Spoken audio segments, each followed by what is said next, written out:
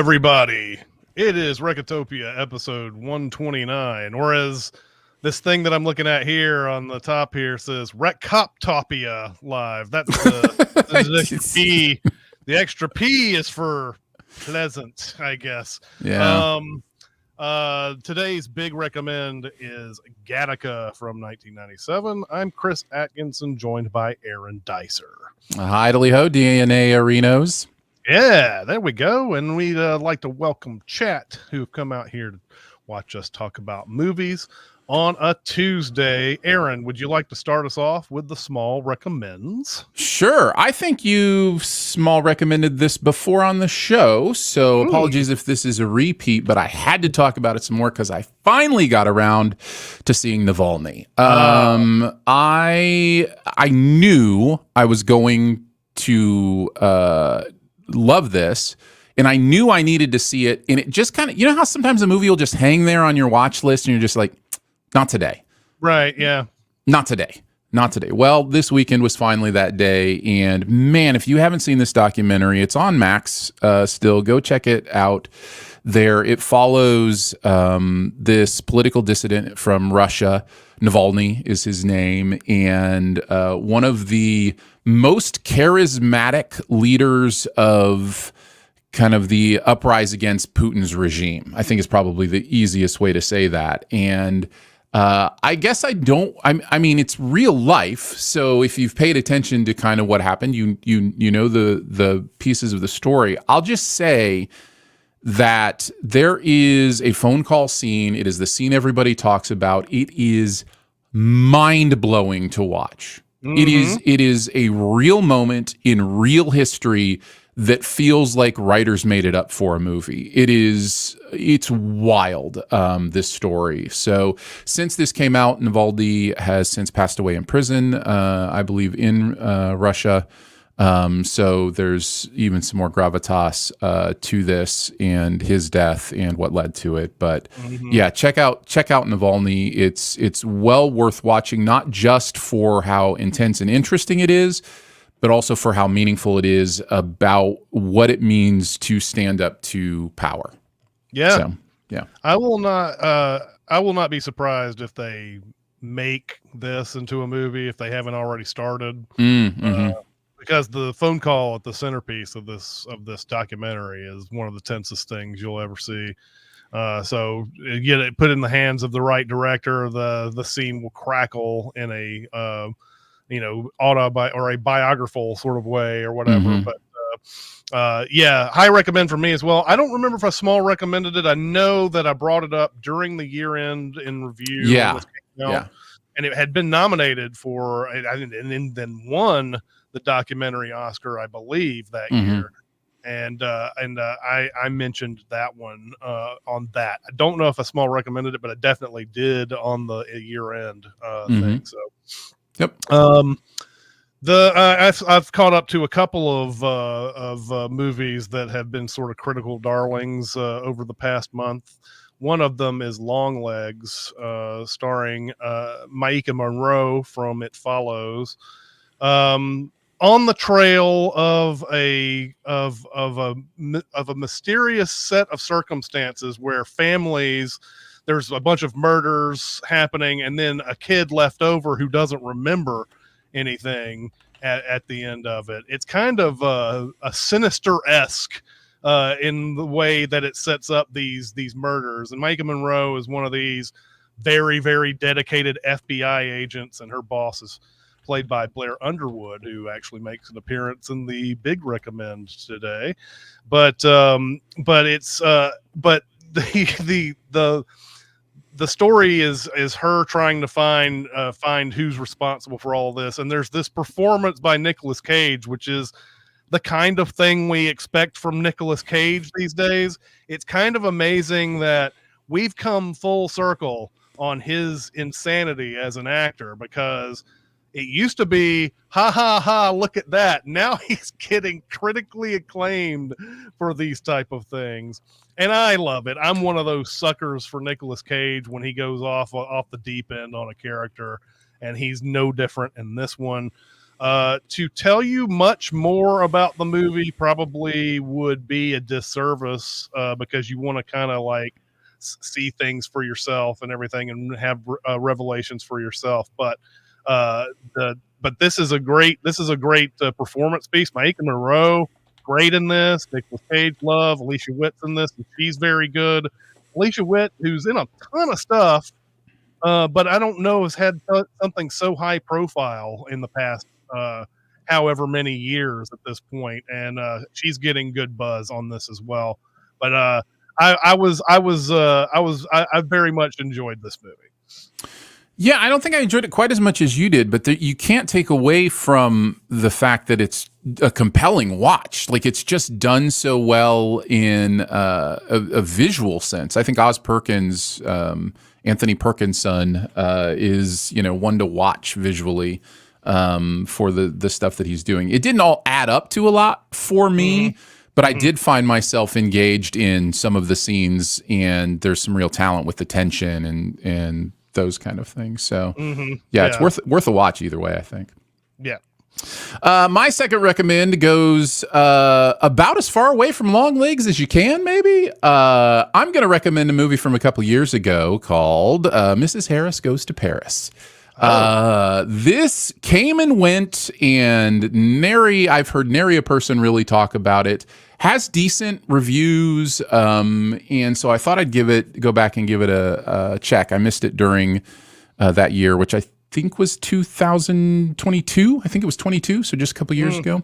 Leslie Manville plays the lead character, and she is phenomenal. And this is one of those movies, I'm going to comp it with Paddington, right? Where there's some real fun humor, some, clever turns of phrase, some interesting plot mechanics, but really it's about the feels, right? It's about the vibes. It's about the positivity. It's about the optimism. The basic story is this is a woman from the street, from London, Cockney accent and everything, who just wants a dress designed by Christian Dior.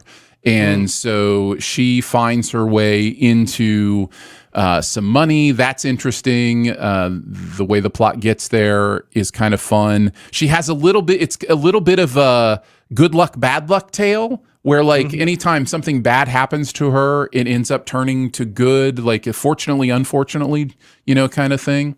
Yeah. And so that's kind of fun. And it's very much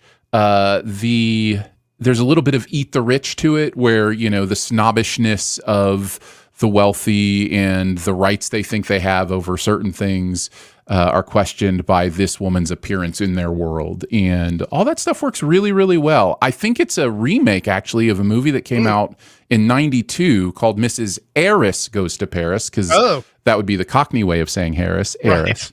Right. Which was Jessica Lansbury, I think, in the lead in that one. So yeah, I really enjoyed it, and I'll just throw it out there. If you want like a good vibe movie to watch one night, throw this on.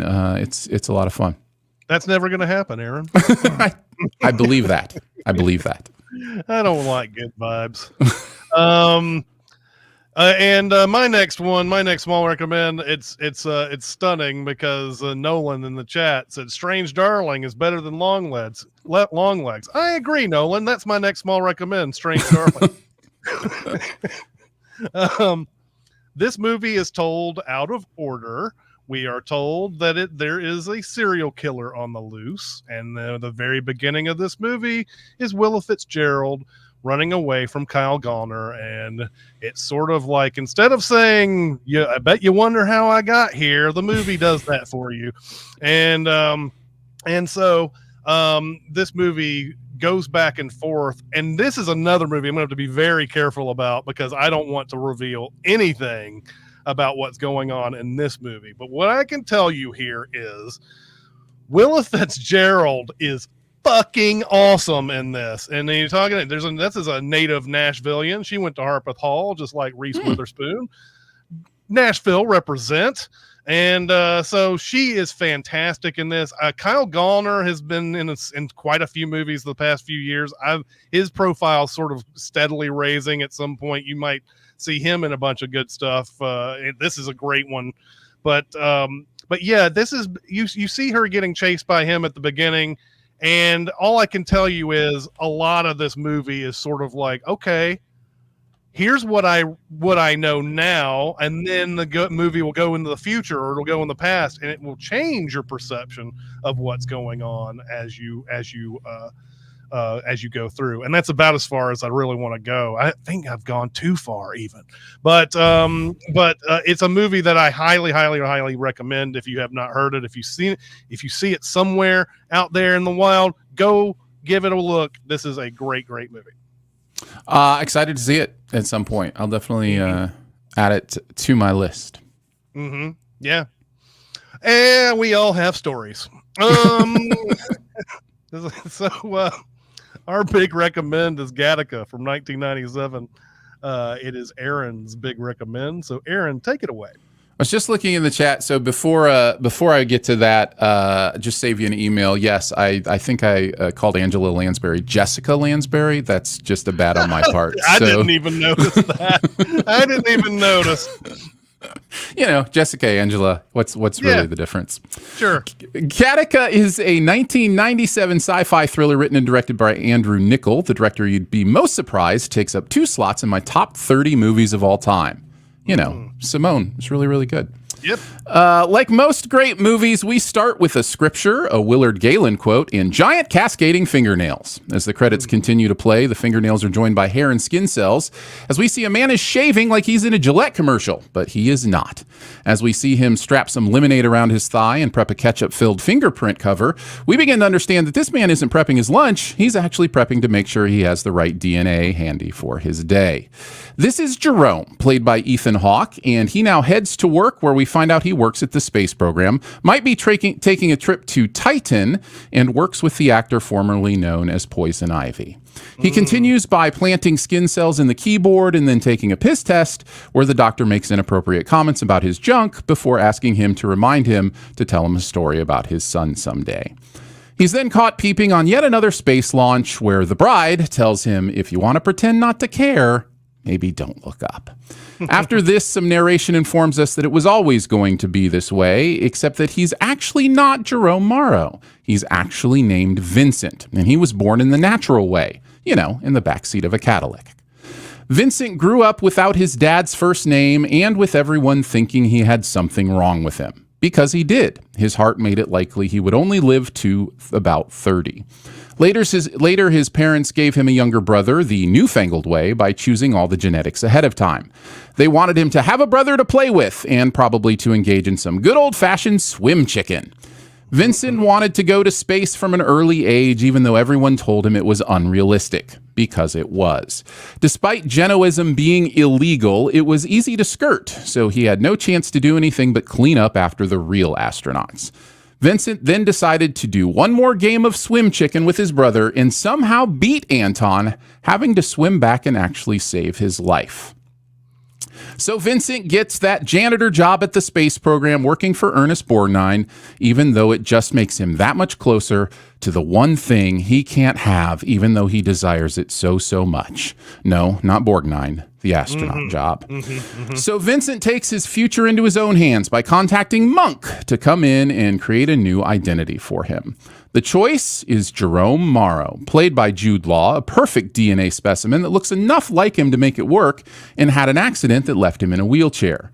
All it will take is a haircut, some contact lenses, and sawing his legs in half so he can extend them a few inches. While Vincent's legs are healing, Jerome shows him a silver medal, and we begin to understand that when you're created for perfection, nothing else will suffice.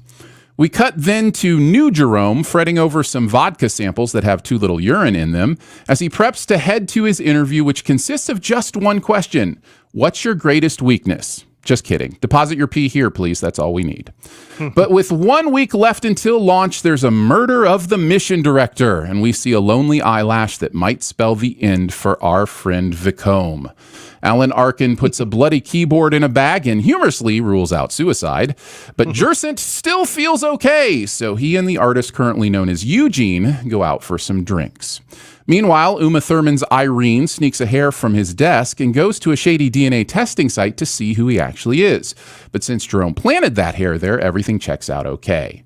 Back at the 20s style future speakeasy, Eugene has had too much to drink, loses his lunch, and offers to save some of the resulting DNA in case Jerome needs it later. He also admits that the accident wasn't an accident at all, and that he couldn't even get that part right.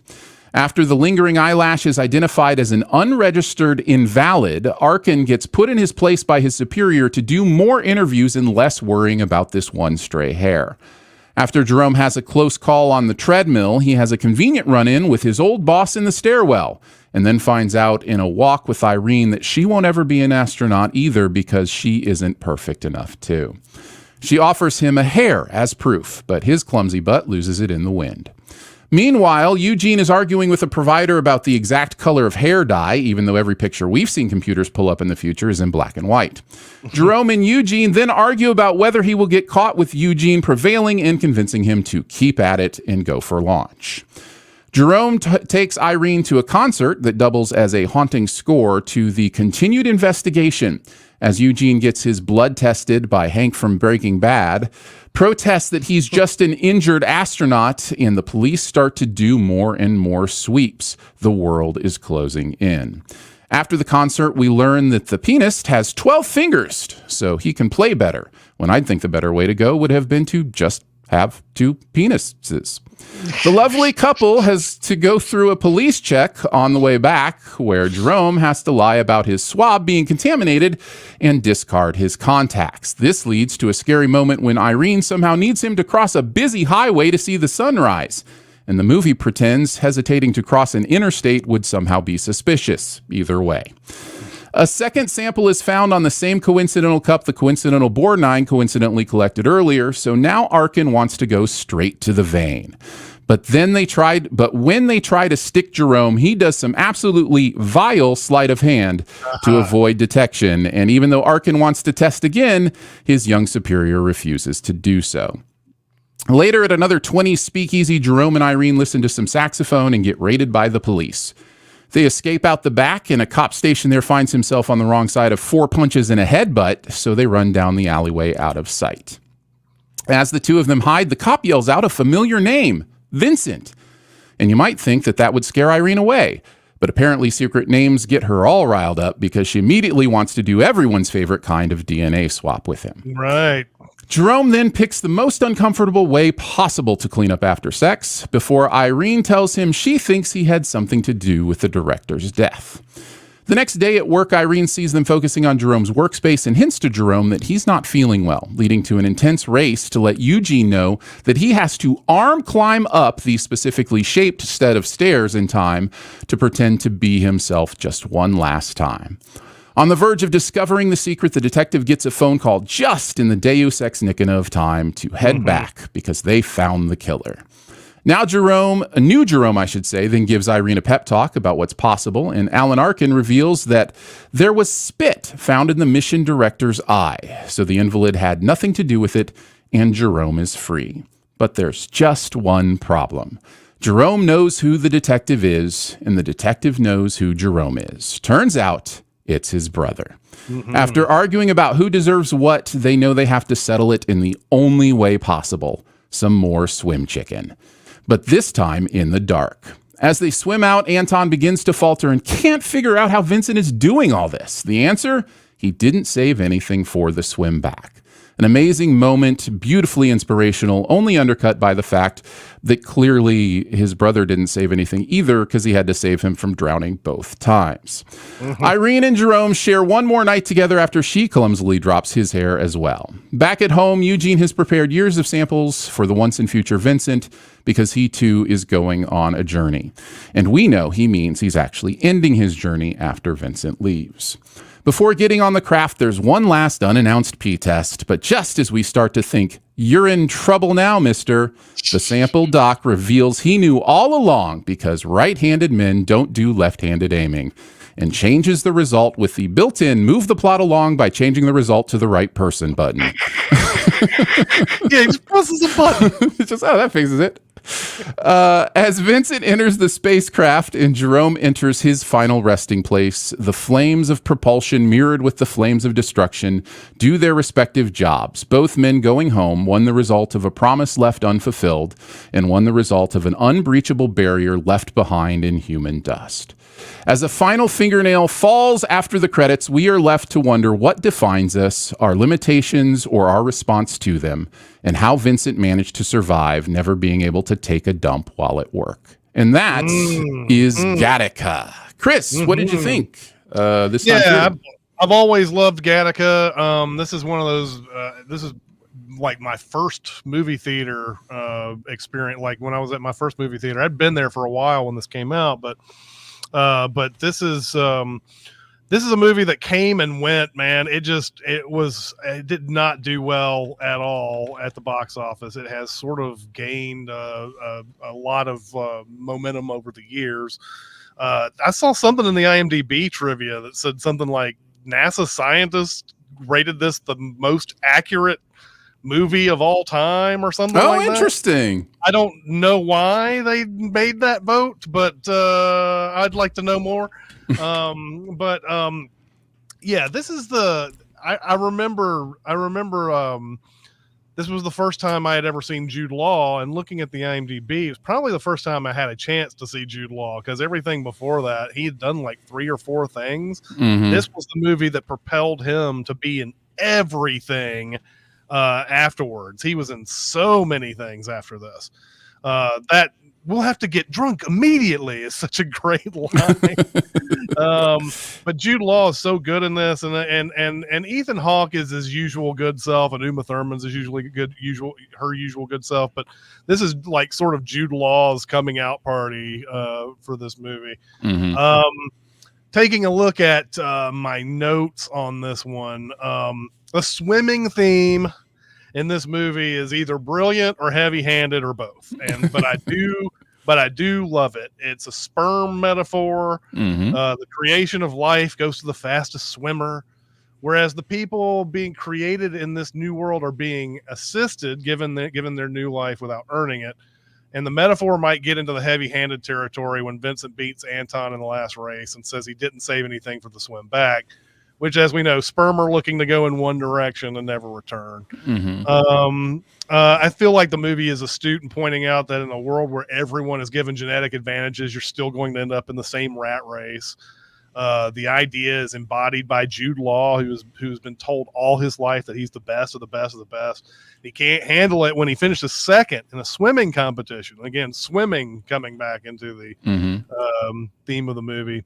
It's also embodied by Uma Thurman, who's also given a whole bunch of advantages, but still can't crack the elite because of a faint possibility of a heart condition. And I also feel like it's embodied by Alan Arkin as well, who's a true detective, probably superior to Anton. But because Anton won the DNA lottery, he's Arkin's boss. Mm-hmm. Arkin's the guy who's really doing stuff in here. You know, and Anton, to be fair to his character, he kind of suspects it's his brother, so he's probably not motivated to do the best in this. But he still ends up feeling kind of like a dumbass compared to Alan Arkin in this. And so it's possible that in other cases he's just brilliant for all I know. But that's the sort of the vibe you get in this whole thing. I love Xander Berkeley, by the way.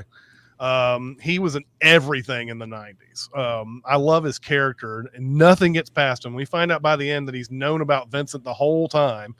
And the first clue that he knows about Vincent is when he says, Vincent never fails, can always piss on command. Mm-hmm. And he becomes Vincent's champion because he has a son who thinks he can be special, but society won't let him.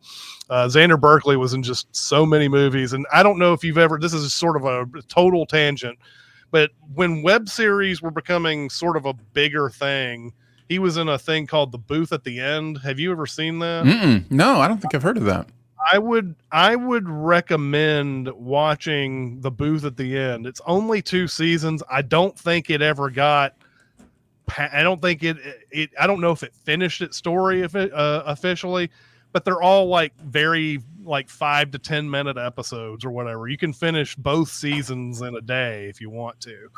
I highly recommend that because Xander Berkeley's so good in that. So anyway, that was an aside. Something that might get overlooked in this movie is the relationship between Jerome and Vincent. Jerome is highly prejudiced against Vincent for a while. He doesn't think he can pass himself off as Jerome for the mere fact that his DNA dictates that he won't. But he really grows to appreciate Vincent, and there's a true friendship at the end. And I feel like this is how people grow to appreciate each other, even with their differences, spending time to getting to know how the other side lives. And that's not going to happen for everybody. I'm not going to say that, if we could all just hold hands across America and we'd all love each other. I don't think that's the way it works, but I think it would work if you give more people in your life a chance here and there. And that's sort of what I got out of that. The scene where Jude Law, you mentioned this, the scene where Jude Law has to climb the stairs and try to get upright before Lauren Dean shows up is great. Love that scene. That score by Michael Nyman or Michael Neiman, I don't know how he pronounces it. It has stayed with me since I first saw this movie. It's that good. It's one of those, I can't explain it, but that theme goes through my head like weekly, probably. Wow. Or maybe not weekly, but enough like it's, that it's like, it just pops into my head. I love that score so much. And I guess, when you have something that's got, it's a good tune and it's played throughout, it's repetitive and everything, maybe it does stick with you for more than your average scores, but this one has stuck with me forever. This is a bit heavy-handed too, but I do like how Vincent is on the treadmill and there's the investigation going on, and Gore Vidal is like, no one exceeds his potential. And then there's and if he does, it means we did not accurately gauge his potential in the first place, while Ethan Hawke is sitting there running on the treadmill and everything. I like that scene a lot. I didn't quite understand this scene. I guess Uma Thurman is trying to figure out, she suspects Ethan Hawke. So she goes to that drive-by DNA place. Right. And I feel like that place is made for matchmaking, right? I think so. Yeah. Women are going there, or maybe men are too, but we're seeing mostly women show up to the tellers. The first one is like, I just kissed this guy 5 minutes ago, and she wants to see what his DNA is, so that I'm assuming so that he's appropriate to date. And I think Uma Thurman is just bringing it in just so that she can secretly figure out if this person is saying who he says he is. I think I may just realize that right now, because then she falls in love with him right after that, and I'm like, is there kind of a dual thing going on there, like where she kind of like, oh, this guy's impressive, I think I'll date this guy now, So I don't know, maybe it is just to check on whether he's just who he says he is, but it also right after that turns out, hey, they're a pretty good match, which is funny too, because later on when she does kiss the person who actually has that DNA, there's nothing there, which sort of goes to show what, it's not about your DNA. It's about who you fall in love with and what that person is, not what that person is made of and everything. I think we're missing something in this murder mystery. It feels like Andrew Niccol has sort of forced to make trims or outright drastic cuts from the get-go. When the director gets killed, Vincent mentions that he was the closest to finding him out, and I don't know if we even meet this dude that supposedly nearly found Vincent out. You would think that there would be some scenes in there that would say, oh no, he's about to get caught, he's messing up in front of this guy. But he's murdered before we even know who that dude is. So I felt like that was missing something. And I think we could have benefited to see that play out a bit before the long narration sequence. You going to say something? Yeah, I think I didn't interpret it. I didn't interpret that his superior was close to finding him out. It says it in the narration. I thought, are you talking about the part that says, ironically, his death, he would come closer to stop me in his death than he would in in his life, or is that the quote? Something like that. I'll have to look up the exact quote. Or was there something else I missed? Because he just straight up says the guy who was closest to finding me is the one who ends up dying. He says that in the narration. Okay, maybe I completely no. It's fine. That.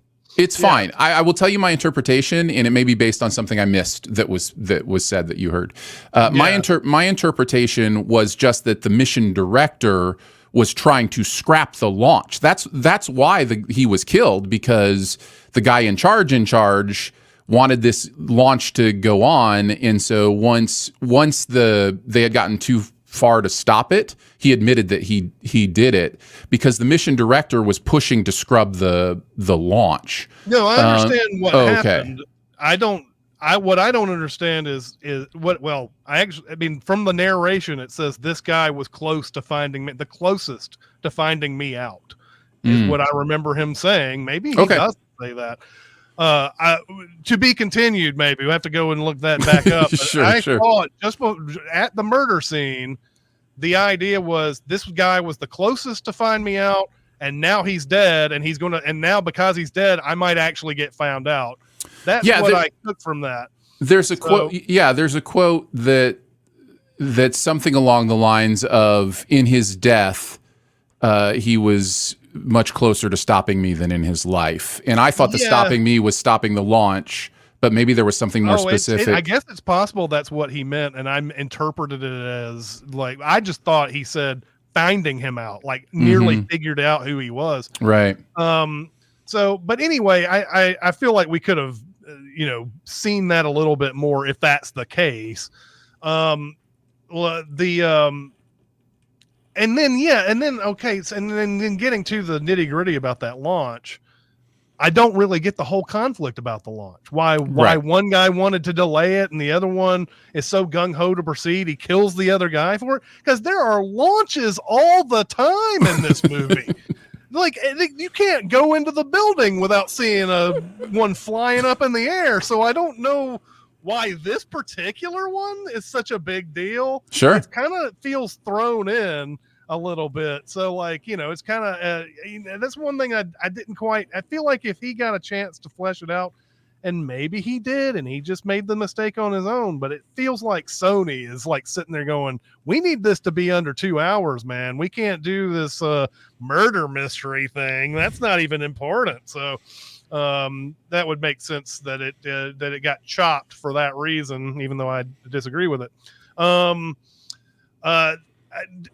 other one that I was like, did Vincent get tipped off about the blood test from the vein? He has like a very specific plunger thing to pass that test. Right. And yeah. I think that was supposed to be a surprise. And when you first watch it, you're like, oh, well, maybe the brother is passing on, but the brother is definitely not helping him out.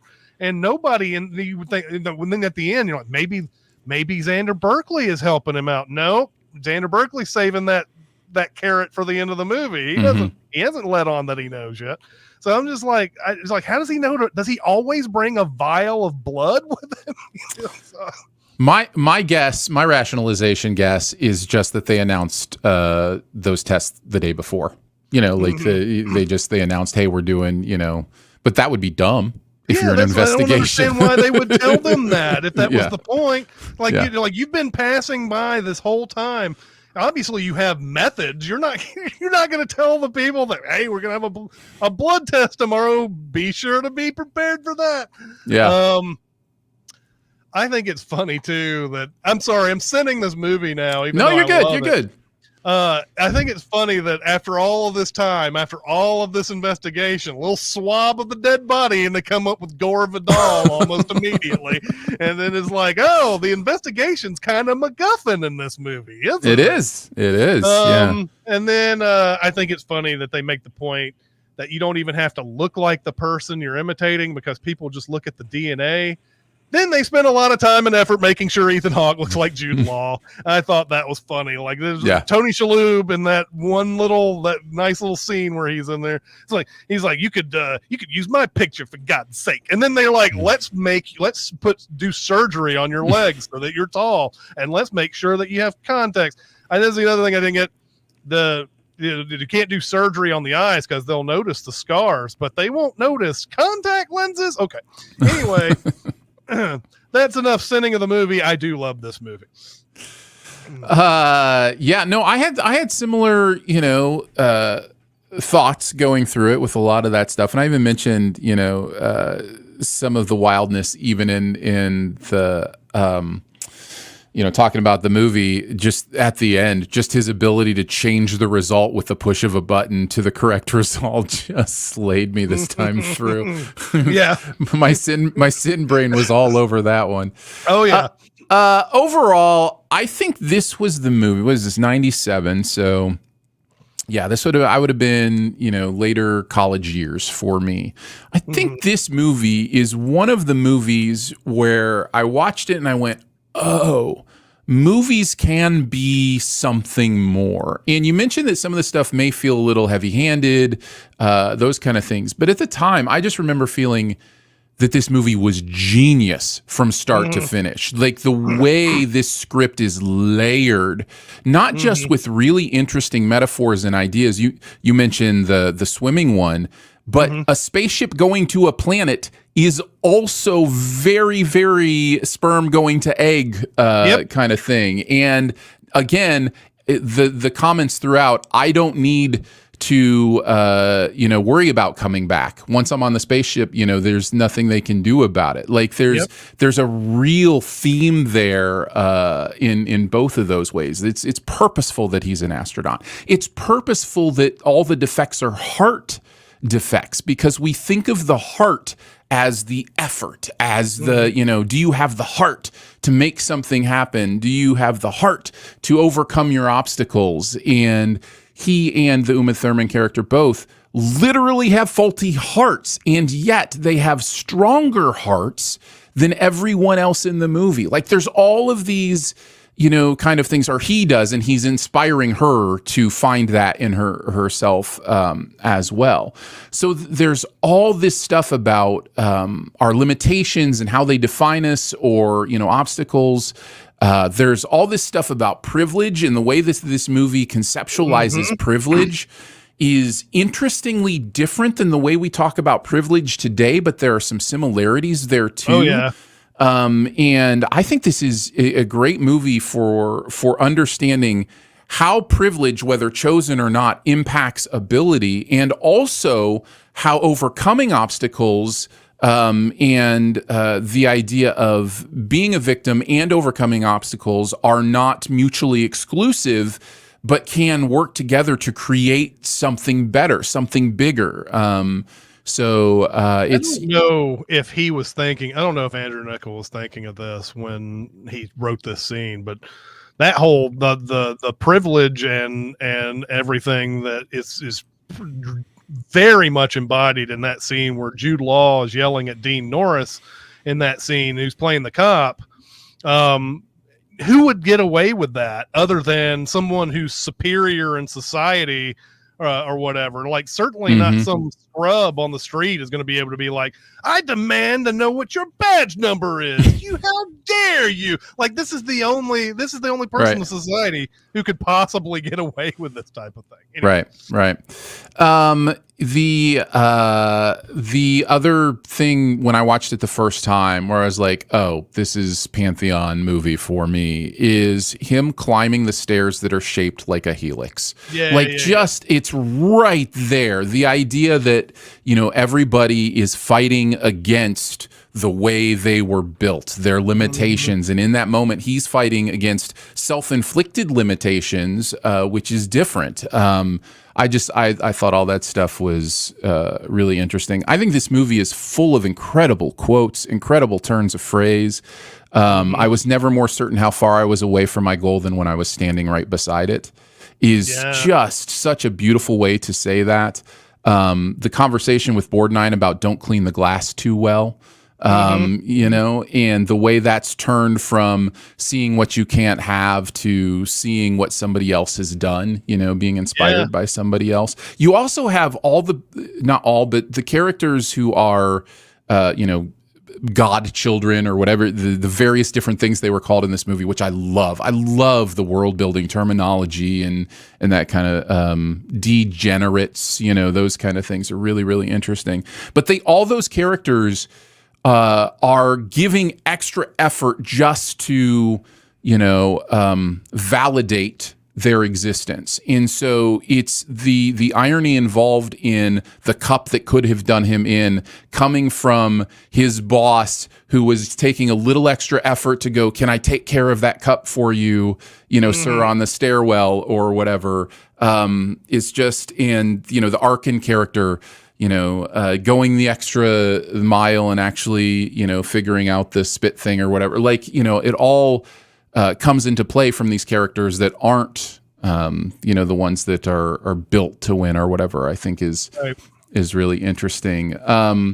Where he says, "I would calm myself during the pain by thinking that when I was done, I'd be exactly 2 inches closer to the stars." Yeah. Just like the pain you go through for the smallest of gains, right? Like there's real. That's just what I'm saying. Like the script in this just has these real philosophically meaningful things to say that I always really enjoyed. There was the way the movie does the world building and the way people talk just feels so real. Like, you could go anywhere with that guy's helix tucked under your arm, just like, it's just really smart about the way it says these things. I also found, speaking of heart, the one thing I just thought of this time, there's a scene where he says, how much of this do you need, when he's on the wheelchair and he's recording his heartbeat. And he says, I need 20 minutes or whatever. And as I'm watching the scene where he gets, where they come in and do the investigation, I'm now wondering, did he stop because he had to? We know he was going to have to soon. Or did the recording, I think the recording ran out. Is that what are we supposed to put those two things together? Yeah, I don't quite understand that, because it's either that his heart is beating so hard that it's overtaking the recording, or he's run out of recording. I think he's run out of recording. After watching this time, I'm pretty sure that the 20 minutes runs out, so that stops, and then we hear his actual heartbeat. And boy, the metaphor there is really interesting too, that the heartbeat that gives out is the privileged heartbeat, but the heartbeat that keeps going is, the one who wants it more or needs it more or whatever. Like, I don't know. Every time I watch it, and that's been a bunch of times, I find more and more to really love about what it's doing. So yeah, I could go on and on, but that's plenty of the kind of the highlights for me this time through. Yeah. Okay. And going on to our super secret double feature. I thought of quite a few on this one to start off. One of them was in time, because the currency in this movie is DNA, and I felt like the currency and in time being time was kind of tied to the same kind of deal. It sort of has the same kind of setup in a way. As far as who's privileged and who's not, and that sort of thing. And then there's a couple of DNA movies out there that have this sort of like this sort of feel to it, like The Island and Never Let You Go have kind of have this DNA type of thing going on in it that makes sense. But there's a really fun one, I think, in this one, and it's another one in which someone is constantly trying to take Jude Law's identity, and that's talented Mr. Ripley. Perfect. In which Matt Damon is trying to do this exact thing to try to pass off as, because he hates being a nobody. Why be a real nobody when you can be a great somebody, or whatever that great line is that I can't think of the top of my head. But yeah, this is one of those. I feel like it works perfectly. with this for that very reason. You have Jude Law at the center of it, and someone's trying to steal his identity, and that's as far as I went with it. But there are some slight similarities in this, especially in class and privilege and things of that nature, where Matt Damon is trying to up the ladder, so to speak, in this. Of course, he's doing it under a more sinister circumstances. It really is the non-consent version of Gattaca. It's the ideas are very similar. The idea of privilege is all there in the talented Mr. Ripley, and he wants, the privilege that he doesn't have, and he's willing to do anything to get it. It's just a matter of consent and morality that kind of change the two perspectives on what's going on. Yeah. Yeah. All right. So next week's homework, we are sticking to the year 1997, which, as it turns out, is a sneaky good year. I have like two in the chamber that could go. I nearly thought about like not doing this because 1997 is going through my head quite a bit. But this is a movie I have not seen in a long time. I know that I liked it when I watched it. Now, may not like it now, who knows? But it's gotten a decent following since. The movie Breakdown, starring Kurt Russell, directed by Jonathan Mostow. But this is car breaks down, wife gets abducted type movie, and so you gotta. It's one of those type of thrillers. So I'm looking forward to revisiting this one. It's something that popped into my head because it recently came out on Blu-ray, and I bought that, and I want an excuse to watch the Blu-ray again, and so. This is I remember enjoying this movie very, very much. Have you ever seen Breakdown? I have not. This will be my first time. I'm excited to watch it. All right, awesome. Okay. Can I before we go on to any questions, if you'll allow me, I want to address something from the comments because it was something I also kind of wanted to talk about. Oh yeah, sure. Somebody says I did feel a bit iffy when Vincent mentioned racism being a minimal issue in this world, and yet the cast is predominantly white. I thought about this a lot, and I think that's intentional. And the reason I give the movie credit for this maybe being something Vincent is saying from a different type of privilege and not understanding is because the movie does comment on it earlier when, among listing the things, they specifically cast the only black member of the cast really to list one of the things as being preferred as fair skin. Like he even pauses on it. Knowing smile when he says it. Yeah. And so I think the movie is specifically saying how nefarious eugenics can be in the case of race because it belies a racism that, when you're not picking your baby's race or your baby's skin tone or those kind of things, that you don't even have to think about. And so I think the movie is saying that people are choosing white babies because people are racist. And that's the reason that that there's a lot of white people in this movie. Now, that doesn't resolve the movie's guilt for diverse casting, those kind of things, and that. But I do think the movie is making a point there. But maybe I'm misunderstanding. Did you have any thoughts on that? I thought that it was an oversight in the movie's part for not exploring it a little bit more. Now, sure, yeah. Now, yes, you could be saying that he's an unreliable narrator in this case, but everything about what he said in this movie has been right. He's been right the whole time. So for him to say things like racism aren't a big deal anymore, we're supposed to kind of accept that, I think. So it's something that, obviously, and then I wonder if Blair Underwood just kind of did that acting move on his own. He wasn't really like doing something that was inherent in the script that Andrew Niccol gave him. He was just like, oh yeah, everybody wants the fair skin, huh?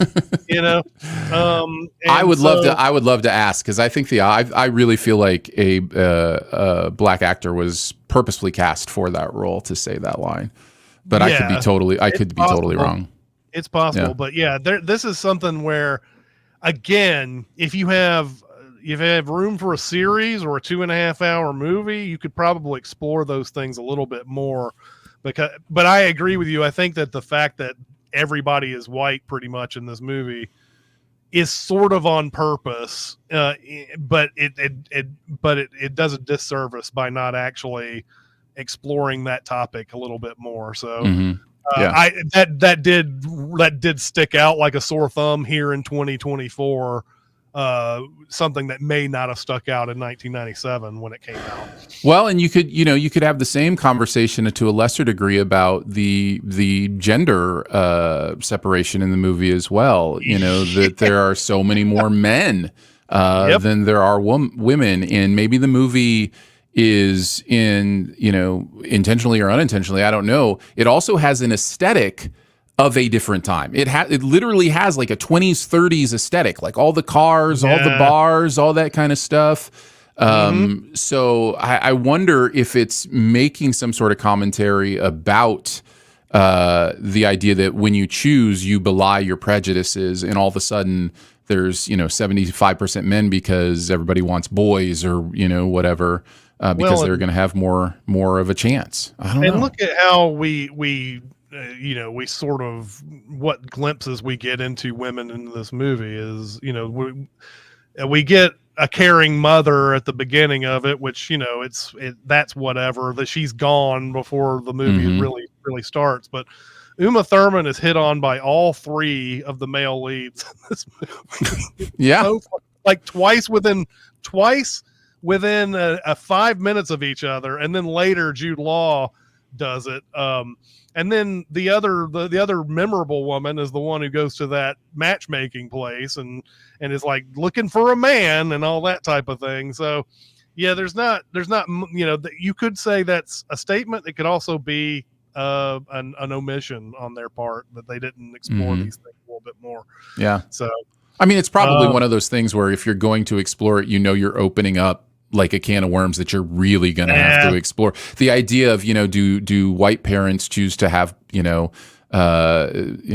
children of color? Do black parents choose to have white babies? Like that kind of, to like explore that is a little deeper than this movie probably had, felt like it had a chance to go. But I wonder if that's even possible. I don't even know if that's a thing. So I don't know. I don't know. I don't want to like, delve too deeply into that, but like, I wonder if that's even something that you could do with the DNA that you had, that you've been given. But, all right. Let's do a question. Let's see. What do we got here? Let's see. Oh, okay. What is the weirdest flavor combination that you love? Okay, so if you're talking about weird flavor combinations, I'm absolutely the wrong person to ask this question.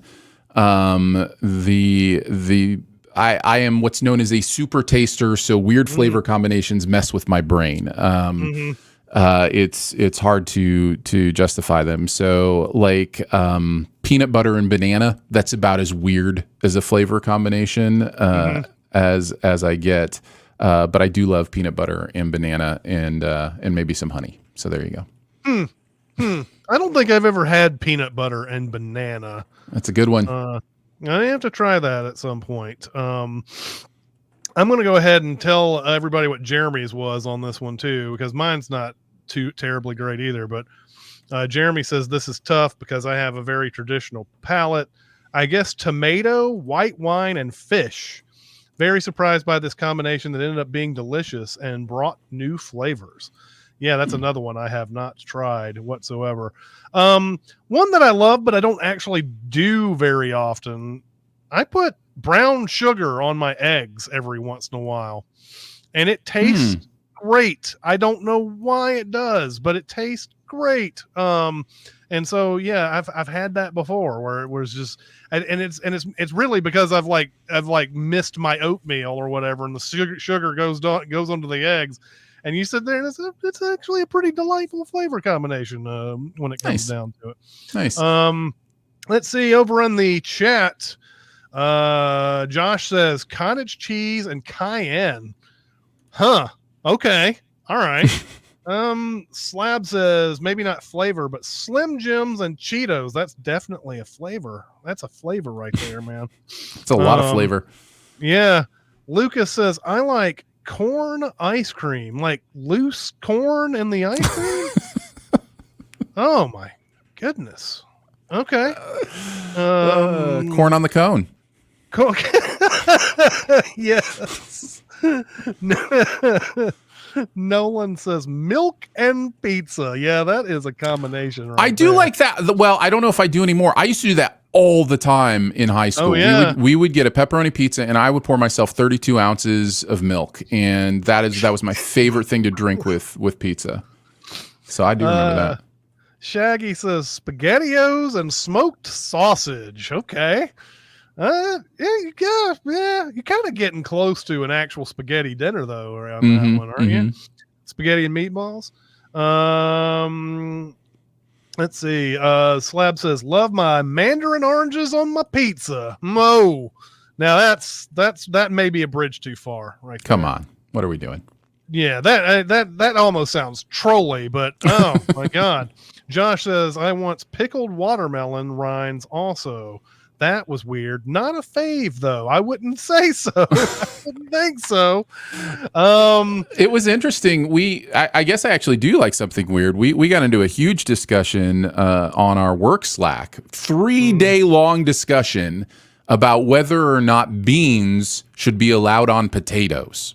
And Jeremy was very much against the idea. He's not here to defend his that was position. That conversation I was ignoring. Yes, it was. I remember looking at my phone and there was like 40 notifications about beans. Yes. And I was like, oh, that's something that I cannot contribute to whatsoever. I'm not even going to try. So I think we located that baked beans in Jeremy's mind are like brown sugar, syrupy, sweet beans. I remember my mom making these kind of baked beans. She's from Indiana as well. So I think it's a Midwest kind of baked beans with a lot of sugar. And he didn't want sugar on his baked potato, I think was kind of the idea. But also he doesn't like combining starches.